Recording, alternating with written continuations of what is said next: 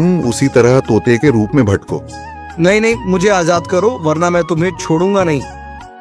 अब तुम मेरा कुछ भी नहीं बिगाड़ सकते। अब तुम जाओ यहाँ से और अब से ऐसे ही घूमो।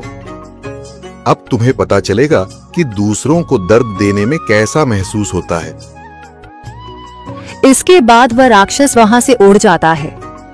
मरचू और उसकी पत्नी सीता दोनों खुश हो जाते हैं। मरचू पहले की तरह काम करने लगता है। वह और उसकी पत्नी दोनों खुशी खुशी जिंदगी गुजारने लगते हैं।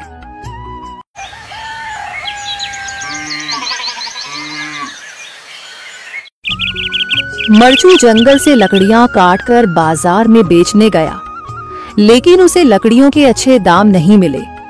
इस पर मरचू ने कहा, अरे भैया, इतने कम पैसे? इन पैसों में तो 2 वक्त का खाना भी नहीं मिलेगा। आप मुझे बहुत ही कम पैसे देते हैं। मैं इतनी मेहनत से लकड़ियां काट कर आता हूँ, लेकिन उनके पैसे मुझे बहुत कम मिलते हैं। भैया, तुम्हारी लकड़ियां होती ही इतनी कमजोर हैं कि मैं इससे ज्यादा पैसे नहीं दे सकता। तुम्हारी लकड़ियों के बस इतने ही पैसे बनते हैं। अरे भैया, कुछ ज्यादा कर दो ना। वो क्या है ना कि इन पैसों का तो कुछ भी नहीं आता। मैं अपनी जिंदगी कैसे गुजारूंगा? भैया, तुम जाकर अच्छी लकड़ियां लाओ, तभी इन लकड़ियों का अच्छा दाम मिल पाएगा, वरना इन लकड़ियों का तो यही दाम है। ये सुनकर मरचू बहुत ज्यादा परेशान हो गया और पैसे लेकर किराने की दुकान से सामान खरीदकर घर आ गया। घर पहुंचते ही मरचू की पत्नी सीता ने कहा, अरे जी, सामान ले आए आप?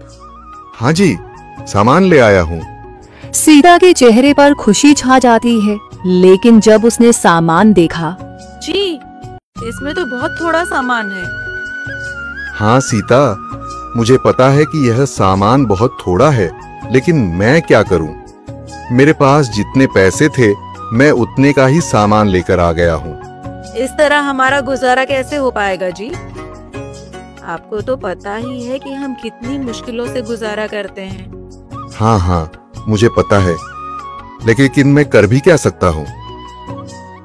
मेरे पास इतने पैसे ही नहीं कि हम एक अच्छी जिंदगी गुजार सकें। इतनी मेहनत कर रहा हूँ, लेकिन फिर भी मेहनत का फल नहीं मिल रहा।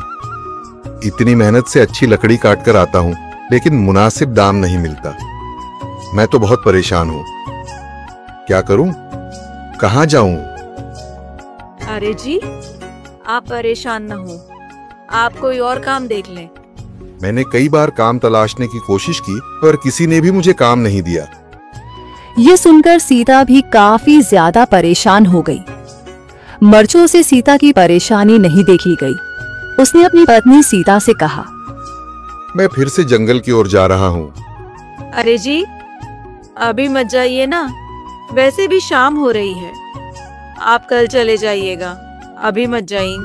ठीक है, अगर तुम रोक रही हो तो मैं नहीं जाता। मैं कल चला जाऊंगा। इसके बाद मरचू गांव में घूमने के लिए चला गया। तभी उसे एक आदमी मिला और उसने कहा, कहाँ जा रहे हो भैया? और सुनाओ, क्या हाल चाल है? जिंदगी कैसे गुजर रही है? अरे भैया, तुम्हें तो पता है कि लकड़ियां काटकर कैसे गुजारा होता है। हाँ भैया, तुम सही कह रहे हो। और आसपास के जंगलों में अच्छी लकड़ियां भी नहीं है।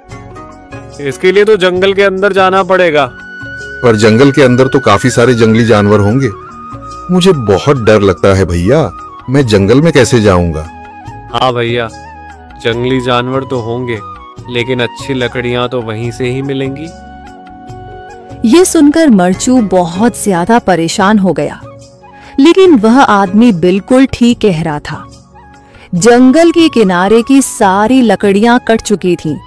अब सिर्फ जंगल के अंदर ही अच्छी लकड़ियां बची थीं।